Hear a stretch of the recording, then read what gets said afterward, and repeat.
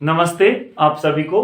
आज हम लोग पाठ 17 शिरीष के फूल हरिहर प्रसाद द्विवेदी आरोह भाग 2 जो हमारी 12वीं की पुस्तक है उसके प्रश्न उत्तर को तैयार कर रहे हैं। उसके पहले मैं आपको जल्दी से एक निवेदन कर दूं कि आपसे ये जो ललित गुप्ता सर 560 है जो अपना चैनल है यूट्यूब, इसको आप चाहें तो और भी अपने मित्रों तक पहुंचाएं और लोगों से सब्सक्राइब करवाएं ताकि नई नई वीडियो उन्हें मिलती रहे और उनको जो भी पढ़ाई से संबंधित जानकारी पूरी मिलती रहे। कोर्स से संबंधित ललित.गुप्ता67 ये मेरी इंस्टाग्राम आईडी है।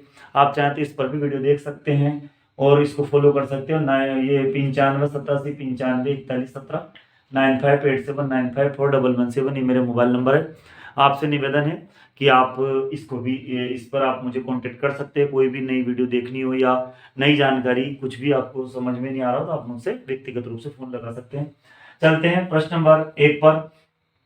शिरीष के लेखक ने जो लेखक है ने शिरीष को कालजयी अवधूत जन सन्यासी की तरह क्यों माना है ना। शिरीष लेखक ने शिरीष को कालजयी अवधूत यानी सन्यासी की तरह क्यों माना है।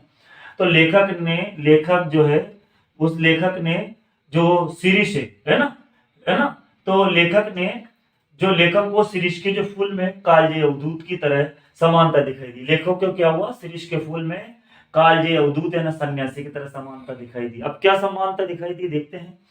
एक कालजयी सन्यासी काल विषय वासनाओं क्रोध मोह इत्यादि से स्वयं को अलग कर लेता है ना।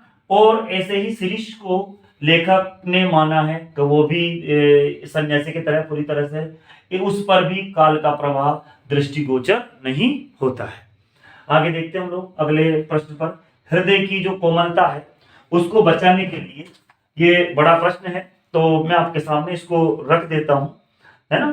तो इसका जो प्रश्न है ये प्रश्न बड़ा है तो इसमें क्या है मैं आपको बता देता हूं कि हृदय की कोमलता को बचाने के लिए व्यवहार की कोमलता व्यवहार की कठोरता भी कभी कभी जरूरी होती है ना। तो प्रस्तुत पाठ के आधार पर स्पष्ट करें क्या होता है इसमें कि मनुष्य को हृदय की कोमलता को बचाने के लिए बाहरी तौर पर कठोर भी बनना पड़ता है। कई बार ऐसी आवश्यकता होती है कि हम दयालु हैं लेकिन बाहर अपने को कठोर भी बनना पड़ेगा ताकि वे विपरीत परिस्थितियों का सामना कर पाए। जिस प्रकार शिरीष अपनी सरसता को बचाने के लिए बाहर से कठोर हो जाता है ताकि वह भीषण लू को सहन कर पाए। आगे देखते हैं प्रश्न नंबर 3 पर। द्विवेदी जी ने शिरीष के माध्यम से कोलाहल व संघर्ष से भरी जीवन स्थितियों में अविचल रहकर जीजी विशु बने रहने की सीख दी है, ये स्पष्ट करें। तो क्या सीख दी देखते हैं। अगर मनुष्य लड़ने ही छोड़ दे, मान लो संघर्ष करने ही छोड़ दे, लड़ने ही छोड़ दे जीवन में और विकट परिस्थितियों से घबरा जाए, मान लो आगे वाली जो परिस्थितियां उससे वो घबरा जाए तो वह जी नहीं सकता है और वह तो टूट कर रह जाएगा। ठीक ऐसे समय में शिरीष का जो पेड़ है हमें प्रेरणा देता है कि कोलाहल व संघर्ष से भरे जीवन में भी अविचल रह करके जीजी विशु बना रहा जा सकता है। आगे देखते हैं प्रश्न नंबर 4 पर। ये हमारा चौथा प्रश्न है। हाय वह अवधूत अब कहाँ है ना। और ऐसा कहकर के लेखक ने आत्मबल पर देह बल के वर्चस्व की वर्तमान सभ्यता के संकट जो की ओर संकेत किया है। तो कैसे वर्तमान जो सभ्यता में संकट आ रहा है उसकी ओर कैसे संकेत किया है वो हम देखते हैं। आगे देखते हैं प्रश्न नंबर 4 पे। अवधूत शरीर सुख को त्याग करके, जो अवधूत सन्यासी होते हैं वो क्या करते हैं, शरीर के सुख को त्याग देते हैं और त्याग करके आत्मबल से साधना करते हैं। सब सुखों को त्याग करते हैं और अपनी आत्मा के बल पर वो साधना करते हैं। इसलिए वो शारीरिक बल की अपेक्षा आत्मबल को महत्व देते हैं, फिर वो शारीरिक बल को बिल्कुल भी महत्व नहीं देते हैं और जीवन के संकटों का वो सामना करते हैं।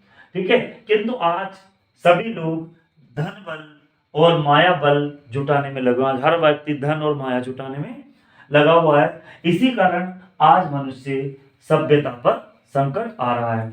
अब हम चलते हमारे प्रश्न नंबर, अब हम लोग पहुंच चुके हैं प्रश्न नंबर 6 पर। तो प्रश्न नंबर 6 है हमारा।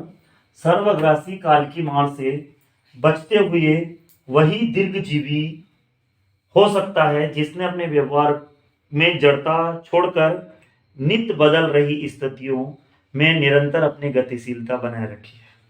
पाठ के आधार पर यह बात स्पष्ट करनी है अपने को जो व्यक्ति, मतलब इसका अर्थ है कोई जो व्यक्ति अपनी जड़ता या मतलब एक स्थिरपन को छोड़ करके गतिशीलता तरलता अपनाता है वही जीवन में आगे बढ़ सकता है। तो मनुष्य को चाहिए कि वह स्वयं को बदलती परिस्थितियों के अनुसार ढाल ले। जैसे जैसे बदल रही परिस्थितियां वो अपने आप को ढाल ले। जो मनुष्य सुख दुख निराशा आशा से अनासक्त होकर अपना जीवन यापन करता है, वही प्रतिकूल परिस्थितियों में भी, है ना, प्रतिकूल परिस्थितियों को भी अनुकूल बना लेता है। अतः वही जीवी होता है। उदाहरण के लिए वही क्या होता है, दीर्घ जीवी होता है। ठीक है, यहाँ हम देख लेते हैं, यहाँ थोड़ा सा लिखा है कि वही क्या होता है, दीर्घ जीवी होता है ना, वही दीर्घ जीवी होता है। और उदाहरण के लिए शिरीष और गांधी जी दोनों। उत्तर अगला देखते हैं, प्रश्न नंबर 7। शिरीष के पुष्प को शीत पुष्प की संज्ञा क्यों दी गई है? शिरीष के पुष्प को शीत पुष्प की संज्ञा क्यों दी गई है? तो जो शिरीष का फूल है, जो इसकी मौसम के प्रति सहनशीलता ही ने इसे शीत पुष्प की संज्ञा देने पर विवश किया है। ऐसा पेड़ जो हर बदलते मौसम के साथ स्वयं को बनाए ही नहीं रखता, बल्कि फूलता भी है, उसे शीत पुष्प कहना ही उचित है। इस तरह से हमने हमारा पाठ 17 हजारी प्रसाद द्विवेदी शिरीष के फूल को पूरा किया है। आशा करते हैं कि आप हमें जो हमारी अगली वीडियो उसको लगातार देखते रहेंगे और अपना इसका लाभ लेते रहेंगे। सभी का बहुत बहुत धन्यवाद।